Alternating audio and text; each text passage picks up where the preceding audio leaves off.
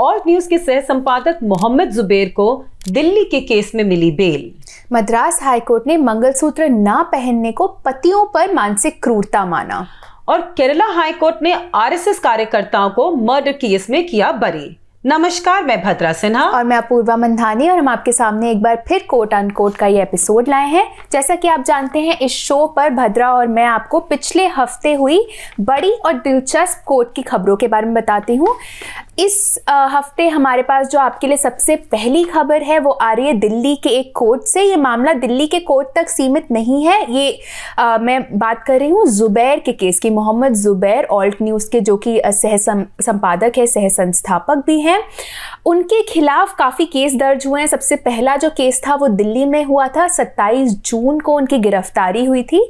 ये केस दर्ज हुआ था एक ट्वीट के चलते। इस ट्वीट की फोटो आप अपनी स्क्रीन पर देख सकते हैं। ये एक मूवी का सीन जो है वो मोहम्मद जुबैर ने शेयर किया था, जिसमें हनीमून होटल बदल के हो गया था हनुमान होटल। इस पे उन्होंने कुछ टिप्पणी की थी। उन्होंने बिफोर 2014 आफ्टर 2014 लिखकर उस ट्वीट को शेयर किया, जिसके बाद एक गुमनाम Twitter handle, anonymous Twitter handle था, जिसने उस ट्वीट को रिपोर्ट करना चाहा। उसके बाद ये 2018 का ट्वीट है, आपको बता दूं।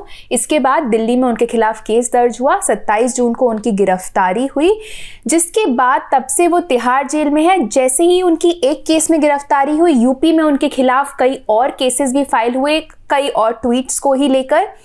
अब मामला यहाँ पहुँचा है कि सबसे पहले सुप्रीम कोर्ट ने उन्हें यूपी की एक एफआईआर, सीतापुर में एक उनके खिलाफ एफआईआर फाइल हुई थी फिर से एक ट्वीट को लेकर, जिसमें उन्होंने यति नरसिम्हानंद, बजरंग मुनि और आनंद स्वरूप को हेट मॉन्गर्स बुलाया था, यानी कि नफरत फैलाने वाले बुलाया था।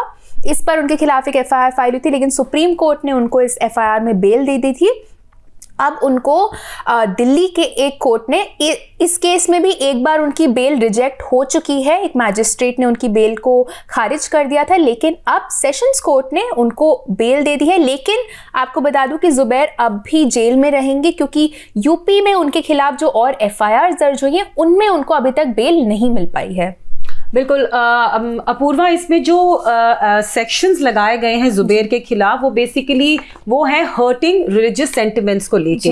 और जैसा अपूर्वा ने बताया, जुबैर के खिलाफ जो एफआईआर रजिस्टर हुई थी 27 जून को, वो दरअसल एक ट्वीट जो 20 जून को किया गया था उसके बाद रजिस्टर हुई थी। इस ट्वीट में जो कंप्लेनेंट हैं, जो शिकायत करता है, जो एक अनोनिमस है, उन्होंने ट्वीट करते हुए दिल्ली पुलिस को टैग किया था और उसमें जुबैर की जो 2018 की ट्वीट थी उसको भी टैग करते हुए ये कहा था कि जो मेरी भावनाएं हैं उनको चोट पहुंची है, मतलब कि जो मेरी धार्मिक भावनाएं हैं, जो रिलीजियस फीलिंग्स हैं, उनको चोट पहुंची है। अपूर्वा ने जैसा बताया, जुबैर की जो पहली बेल एप्लीकेशन थी वो मैजिस्ट्रेट ने रद्द कर दी थी। फिर उन्होंने सेशंस कोर्ट के सामने एप्लीकेशन लगाई। अब उसी एप्लीकेशन को मानते हुए, अलाउ करते हुए सेशंस कोर्ट ने जुबैर को बेल दे दी है। जो बेल दी है वो कुछ पॉइंट्स पे दी है।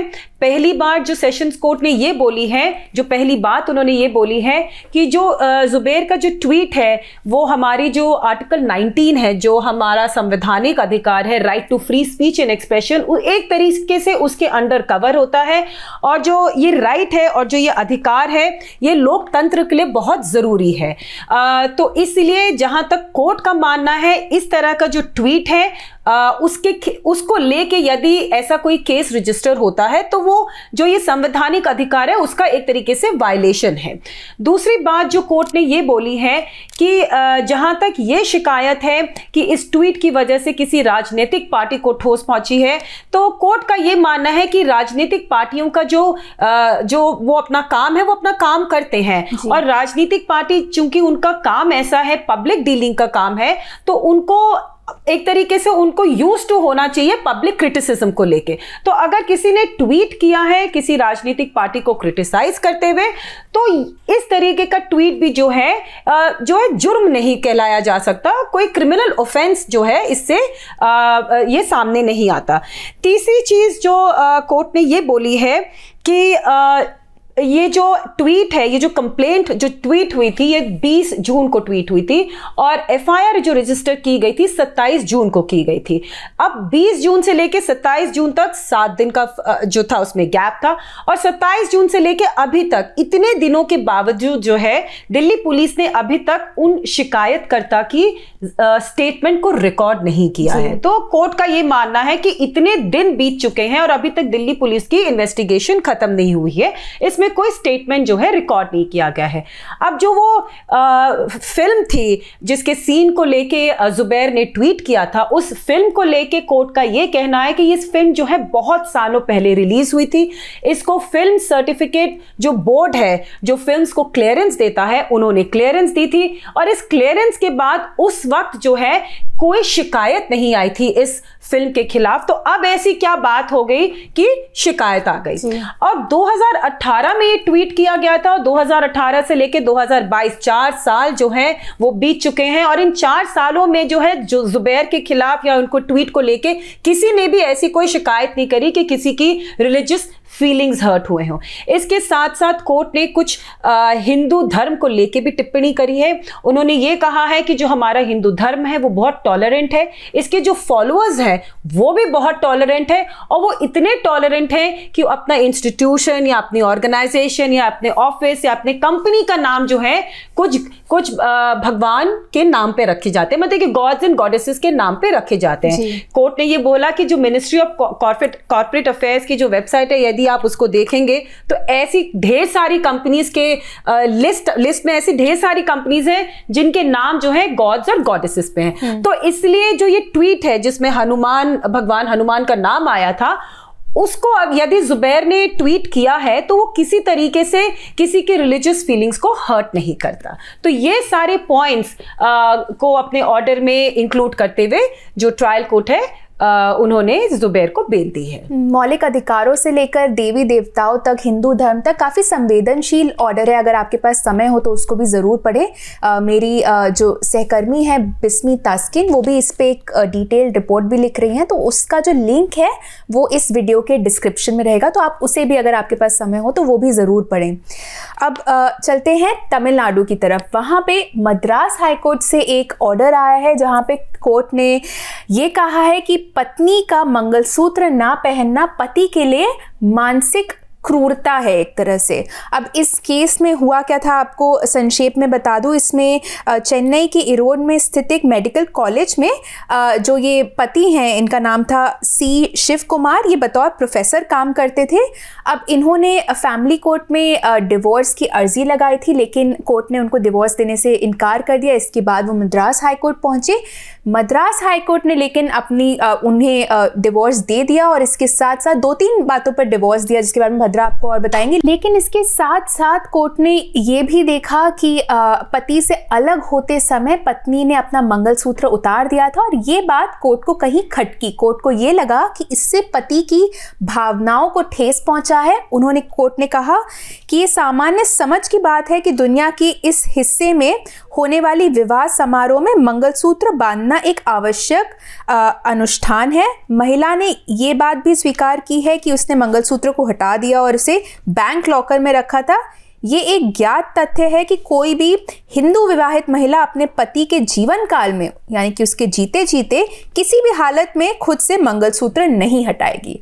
और ऐसी ही कुछ टिप्पणियां करते हुए कोर्ट ने इनको सी शिव कुमार को डिवोर्स देने की अर्जी दे दी। बिल्कुल, जैसा अपूर्वा ने बताया, मद्रास हाईकोर्ट ने डिवोर्स देते वक्त ये बोला कि जो मंगलसूत्र है वो हिंदू धर्म में एक बहुत ही पवित्र चीज उसको माना जाता है और वो एक शादीशुदा होने की निशानी भी है और ये तभी हटाया जाता है जब पति की मृत्यु हो जाती है। तो यदि बीवी जो है पति के जीते जी एक मंगलसूत्र हटाती है, निकाल देती है, तो इससे जो है पति को पीड़ा हो सकती है।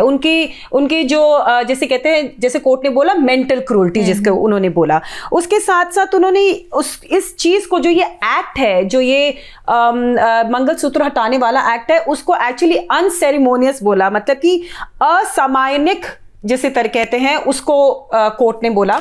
और साथ साथ उन्होंने ये भी बोला कि मंगलसूत्र बीवी ने तभी हटाया था जब दोनों पति और पत्नी के बीच सेपरेशन हुआ था, और दरअसल ये सेपरेशन लगभग 11 साल पहले हो चुका था। तो ऐसे समय में मंगलसूत्र हटाने का मतलब यही है कि पत्नी जो है पति के साथ नहीं रहना चाहती और उनको काफी पीड़ा देना चाहती है। और जो एक और पॉइंट है जिसके बेसिस पे कोर्ट ने तलाक दिया है इस केस में, वो ये है कि पत्नी ने पति के खिलाफ एक एलिगेशन लगाया था और वो था एक्स्ट्रा मैरिटल अफेयर का। और ये जो एलिगेशन है ये पति के उनके जो ऑफिस के वर्कर्स हैं उनके सामने लगाया गया था, पब्लिक में लगाया था, और ये एलिगेशन गलत साबित हुआ था। तो कोर्ट ये कहती है कि इस तरीके का गलत इल्जाम लगाना, और वो भी पति के चरित्र पे गलत इल्जाम लगाना, पति की भावना को ठेस पहुंचा सकता है। तो इसी के साथ साथ ये कुछ पॉइंट्स अपने ऑर्डर में लिखते हुए कोर्ट ने इस केस में पति को तलाक की अनुमति दे दी है। अब तमिलनाडु से हम चलते हैं केरला की तरफ। केरल हाई कोर्ट ने 2008 में माकपा के एक कार्यकर्ता की हत्या के मामले में 13 आरएसएस कार्यकर्ताओं को बरी कर दिया। बरी करते हुए कोर्ट ने ये कहा कि अभियोजन पक्ष ने अपनी तरफ से वो इनके खिलाफ जो आरोप थे इन आरएसएस कार्यकर्ताओं के खिलाफ उन्हें साबित नहीं कर पाए, उनके खिलाफ वो एविडेंस नहीं जुटा पाए। अब मामला ये था, आपको संक्षेप में बताऊं, इसमें 16 दिसंबर 2016 को तिरुवनंतपुरम में एक अदालत ने, लोअर कोर्ट ने आरएसएस के इन 13 कार्यकर्ताओं को उम्र कैद की सजा सुनाई थी इसी हत्या के केस में। अब इसी के खिलाफ केरल हाई कोर्ट में अपील्स फाइल हुई, जिसका अब फैसला देते हुए कोर्ट ने ये माना कि इन आरएसएस कार्यकर्ताओं के खिलाफ दरअसल कोई ऐसा सबूत नहीं था जो इनके खिलाफ आरोपों को प्रूव कर पाए या साबित कर पाए। कोर्ट ने इनफैक्ट अपनी तरफ से ये कहा कि जिस तरीके से अदालत के सामने घटनाक्रम पेश किए गए उससे एक मनगढ़ंत कहानी को परिभाषित करने के लिए गवाहों को सीखा पढ़ाने और सबूत एकत्रित करने की सोची समझी कोशिश की बू आती है। तो कोर्ट के हिसाब से पूरा एक मनगढ़ंत केस की तरह उन्हें कोर्ट को लगा, और इसी के चलते कोर्ट ने अब इन 13 के 13 कार्यकर्ताओं को बरी कर दिया। दरअसल अपूर्वा, कोर्ट ने अपनी ये जो टिप्पणी दी है वो इसलिए दी है क्योंकि कोर्ट के हिसाब से जो इसमें विटनेसेस थे, जो एक तरीके से आई विटनेसेस जिनको कहा गया था, उनके जो स्टेटमेंट रिकॉर्ड किए गए थे ट्रायल कोर्ट के सामने, वो पुलिस के सामने जो स्टेटमेंट दिए गए थे उनसे बहुत ही अलग थे। तो इसीलिए कोर्ट का ये मानना था कि इनको पढ़ा लिखा के जो है कोर्ट में भेजा गया था ताकि वो इन आरएसएस कार्यकर्ताओं के खिलाफ जो है गवाही दे सके। साथ ही साथ कोर्ट ने ये बोला कि इन गवाहों को आई विटनेसेस नहीं कहा जा सकता क्योंकि जिस तेजी से ये घटना पूरी हुई थी वो लगभग एक कहा जा सकता है कि बिल्कुल 2 मिनट में पूरी घटना हो चुकी थी। जो मर्डर हुआ था वो लगभग 2 मिनट में हुआ था, और गवाहें जो गवाह थे वो ऐसी जगह पे खड़े हुए थे वहां से जहां से वो ये पूरा जो क्राइम है, जो जुर्म हुआ था, वो देख ही नहीं सकते थे। तीसरी बात कोर्ट ने ये बोली कि जो पुलिस है वो अपनी तरफ से कॉन्स्पिरेसी नहीं प्रूव कर पाई। और क्यों नहीं प्रूव कर पाई? क्योंकि जो पुलिस सबूत लाई थी वहां पे उन्होंने उस सबूतों में जो साइट प्लान था, जहां पे बैठ के ये पूरी कॉन्स्पिरेसी रची गई थी, वो साइट प्लान जो है वो उन्होंने पेश नहीं किया था। और जो एक और बात कोर्ट ने कही वो ये बोली कि जो टीआईपी हुई थी, यानी कि जो टेस्ट आइडेंटिफिकेशन परेड होती है जिसमें गवाह थाने में जाके मुलजिमों को देखते हैं और उनको पहचानते हैं, ये जो टेस्ट आइडेंटिफिकेशन परेड है ये कानूनी तौर से नहीं करी गई थी, मतलब कि जो प्रोसीजर ले डाउन किया गया है उसके हिसाब से नहीं था। जो गवाह है उनको उसी दिन बुलाया गया था जिस दिन टेस्ट आइडेंटिफिकेशन परेड होनी थी, और कुछ ही घंटों पहले बुलाया गया था। और ये इसी चीज को साबित करता है कि पुलिस ने गवाहों को सिखाया था, पढ़ाया था, और उनको फोटो शायद पहले ही दिखा दी थी कि आपने इन लोगों को पहचानना है। कोर्ट ने माना कि जो ये मर्डर था ये बहुत ही संगीन था, जुर्म बहुत ही संगीन था, क्योंकि बहुत ही बुरी तरीके से कत्ल किया गया था एक सीपीआईएम के कार्यकर्ता का। और ये भी माना कि दोनों साइड्स में, दोनों पक्षों में बहुत ही बड़ी राइवलरी चल रही थी उन दिनों केरला में। फिर भी कोर्ट का यह कहना है कि पुलिस अपनी तरफ से बहुत ठीक तरीके से ठोस सबूत कोर्ट के सामने पेश नहीं कर पाई। और इसलिए इन्हीं पॉइंट्स को लेके कोर्ट ने जो ट्रायल कोर्ट का जजमेंट है, जो फैसला था, उसको खारिज करते हुए इन 13 कार्यकर्ताओं को बरी किया है। जी चलिए, इसी के साथ हमारा आज का एपिसोड यहीं खत्म होता है। इस एपिसोड में हमने आपको 3 अलग अलग कोर्ट्स से आए 3 अलग अलग केसेस के बारे में बताया। आशा करती हूँ आपको एपिसोड पसंद आया हो। हमें कमेंट सेक्शन में ज़रूर बताएं। हमसे जुड़ने के लिए बहुत बहुत धन्यवाद। धन्यवाद।